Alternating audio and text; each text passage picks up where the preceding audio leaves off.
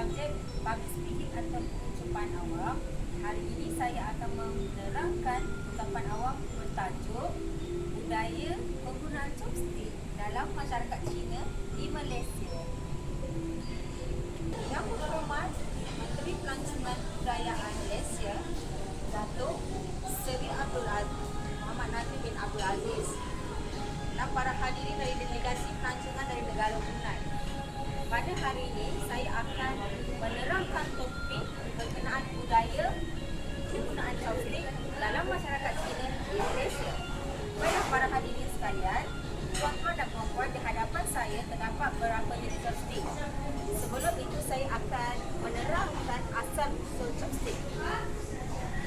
Chopstick dikenali sebagai penyempit pada zaman Cina di seawal dinasti Shang. Penggunaan chopstick bermula apabila negara Cina pada suatu ketika dulu kekurangan sumber makanan. Jadi mereka menggunakan chopstick dan memotong makanan dalam bentuk yang kecil supaya menghematkan penggunaan minyak dalam masakan. Seterusnya, asal usul chopstick berasal daripada mengikut mitos mengatakan chopstick berasal daripada 10 orang petani Cina yang kelaparan telah masuk ke hutan dan berjumpa dengan satu ketul makanan. Jadi mereka telah mencuri makanan tersebut seukuh daging dan telah memanggang makanan tersebut. Dalam masa memanggang mereka rasa lapar, jadi mereka tak sabar dan mereka memasukkan mencuri memantahkan rantai-rantai pokok untuk dijadikan penyempit makanan mereka. Seterusnya, chopstick dikenali sebagai penyempit. Makanan yang dipotong kecil bagi menjimatkan makanan dan penggunaan minyak masak dalam penggunaan masakan. Tujuan utama penggunaan chopstick adalah menggantikan pisau di meja makan. Fungsi bukan sahaja untuk makanan, tapi chopstick juga digunakan sebagai alat masakan dalam masakan seharian di negara Cina, tetapi telah dipraktikkan di Malaysia. Contohnya, chopstick yang panjang seperti ini digunakan untuk mengambil makanan kuali dan menjadikan sudik serta senduk bagi menggantikan makanan yang diambil untuk jadikan bahan masakan mereka. Seterusnya, para hadirin dan tuan-tuan sekalian, bentuk-bentuk dan jenis yang ada di hadapan saya, chopstick ini adalah berasal daripada Cina sebab chopstick terdiri daripada beberapa jenis, iaitu kayu, logam, buluh, plastik, tulang haiwan, porselin dan jet. Bentuk-bentuk dan ukiran ini melambangkan identiti pada masyarakat di sesebuah negara. Okey, baiklah. Di hadapan saya ada chopstick kayu. Chopstick kayu adalah permukaannya agak lebih kurang 26 cm, hujung yang tirus, belakang yang lebar, berbentuk empat segi. Kegunaannya adalah untuk memudahkan mengambil makanan di suatu tempat ke untuk dialihkan ke suatu tempat. Kemudian, chopstick yang panjang ini kebanyakan dan kebiasaannya digunakan dalam perayaan Cina di Malaysia, iaitu perayaan Yisang atau dikenali sebagai makanan hari besar. Okey, Yisang.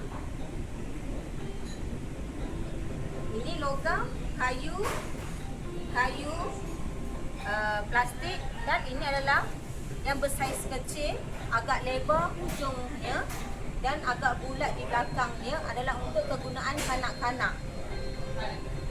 Hujung yang tirus dan belakang yang lebar, agak bulat untuk kegunaan kanak-kanak bagi memudahkan kanak-kanak menyepit makanan dari pinggan ke satu pinggan. Seterusnya, tuan-tuan dan puan-puan, untuk penggunaan chopstick, kita ada adab dan pantang larang, bukan sahaja di meja makan. Macam masyarakat Melayu di Malaysia, penggunaan tangan sebagai makanan asasi, perlulah membasuh tangan. Tapi bagi masyarakat Cina dan Malaysia, adatnya ialah dilarang menikam-nikam makanan seperti ini atau menguis-uis makanan, membuat bising ketika di meja makan, ataupun dilarang meniat-niat makanan kecuali sayur. Tapi di negara Jepun, chopstick digunakan sebagai upacara pengebumian untuk mengalihkan abu mayat, tulang-tulang mayat menggunakan chopstick dan dihantar untuk diletakkan di dalam kendi mayat tersebut. Seterusnya, para hadirin sekalian, cara-cara penggunaan chopstick amatlah mudah. Di sini saya akan buat sedikit demo mengenai penggunaan ataupun cara-cara menggunakan chopstick. Pertama, kita perlulah meletakkan satu chopstick di tangan kanan. Sebab kalau di suatu majlis kita menggunakan tangan kiri melambangkan tidak sopan atau tidak adablah di suatu majlis kerana tidak menghormati pada orang lain. Tangan kanan, ibu jari meletak di bahagian ibu jari dan jari telunjuk diletakkan di bahagian tengah.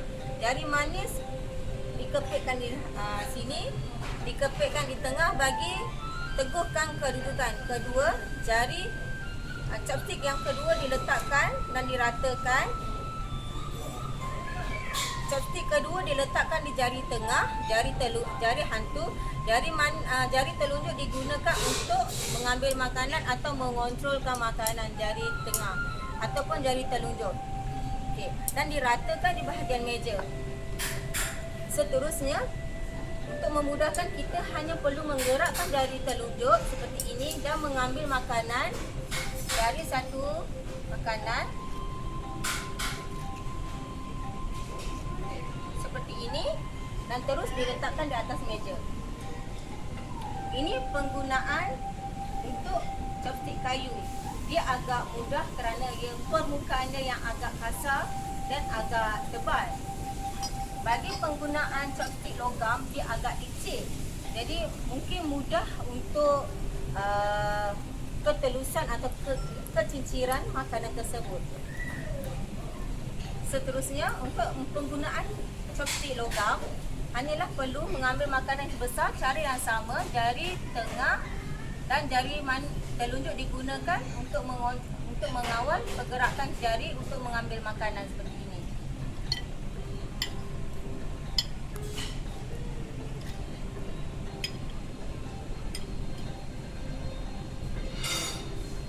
Baiklah. Seterusnya, para hadirin, tuan-tuan dan puan-puan sekalian, saya berharap penggunaan chopstick bukan sahaja digunakan di kalangan masyarakat Cina di Malaysia, tapi saya juga berharap tuan-tuan dan puan-puan dapat mempraktikkan penggunaan chopstick di rumah-rumah tuan sendiri. Kerana chopstick agak sinonim dengan budaya masyarakat Cina di Malaysia, tapi saya berharap selain penggunaan chopstick bukan sahaja untuk penggunaan makanan, tapi digunakan secara kreativiti seperti untuk bahagian kisah yang berestetika. Selain itu, chopstick juga digunakan untuk mempertahankan diri. Okay. Kemudian, chopstick juga digunakan dalam fashion pakaian serta fashion rambut. Chopstick boleh dijadikan sanggul rambut untuk dilekatkan di rambut sebagai aksesori wanita. Kemudian, saya berharap tuan-tuan dan puan-puan dapat mempraktikkan penggunaan chopstick ini. Saya harap tuan-tuan dan puan-puan boleh mempraktikkan chopstick ini di rumah puan-puan kerana dia agak mudah digunakan. Okey, rajin-rajin praktik kerana masyarakat di Malaysia bukan sahaja Cina sahaja menggunakan chopstick, tapi budaya penggunaan chopstick ini telah terus meluas ke berbagai bangsa, Melayu, India, Sikh, Iban dan sebagainya. Terima kasih saya ucapkan pada tuan-tuan dan puan-puan kerana sudi menghadiri kepada delegasi dari Brunei kerana sudi menghadiri topik saya yang dalam untuk